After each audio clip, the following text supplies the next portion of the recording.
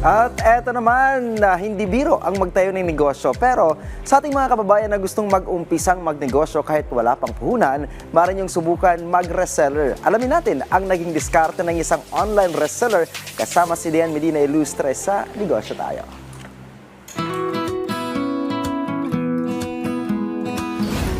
Alam mo, nakaka-excite tong segment natin, itong interview ko sa'yo kasi sa tagal natin mga kanegosyo, mga na-interview natin, owner, CEO, may-ari ng ganitong business, ikaw, Reseller. hindi ka naglabas ng puhunan, reseller, online seller. Yes po. So paano paano ba ang buhay ng isang reseller? Magpipicture po kami ng mga items, lahat po ng angulo ipipicturean po namin, tapos sabay ipopost po namin sa online.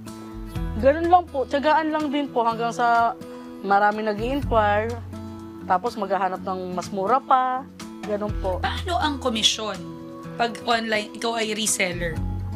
Magbibigay po sa amin yung supplier namin ng pinaka presyo niya sa bawat item, and then pinapatungan na lang po namin. Pero maganda yung naisip mo because you don't need any capital. Yun po. At the same time, nagre-repost ka lang ng mga post ng mga items, kumikita ka na. Yes po. Kamusta ang kitaan dito, Miss Mary Rose? Ayos naman po, lalo na po nung pandemic. Naku, napakasarap ng buhay po namin. Mga online seller, pandemic, kasi halos lahat hindi po lumalabas, di ba? Puro through delivery lang po. Ang ano po talaga, ang lakas po talaga ng pandemic. Hanggang 2023, malakas pa rin. Ngayong 2024, 2025, medyo umano na po.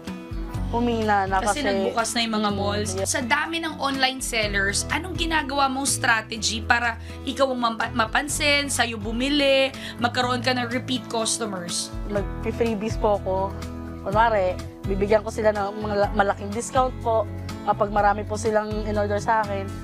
Ganun po, tas super sales stock lang din po. If you don't mind me asking, magkano kinikita ng isang online seller? Nung kalakasan po, nung 2020, sa isang araw po, nakaka 5K ako. Wow. Yes po, Sa kada buwan napakalakas po, kada buwan. Kada buwan, magkano rin po, 30 mahigit.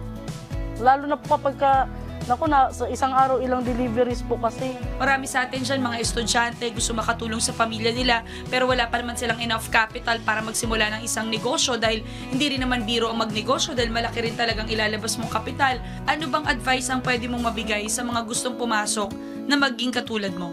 Keep on posting lang po, tiyaga lang po. Tapos huwag pong mataray sa mga customers. Kasi marami po talaga yung mga gagalit agad, hindi lang na-replyan, yung inquire. Posting lang po ng posting, naniniwala po kami talaga sa power posting po kami mga online seller po. Mary Rose, bakit ba importante magnegosyo ang bawat mamamayang Pilipino? Yes po, kasi kapag may negosyo ka po, papalago mo po yung pera mo, tapos hindi ka na, yung may source of income ka po, hindi yung ganito na ang hirap kung wala kang deliver sa isang araw, di wala, nga ka. Ang isa sa sikreto upang magtagumpay ay ang laging maging handa sa lahat ng oportunidad na maaari pong dumating.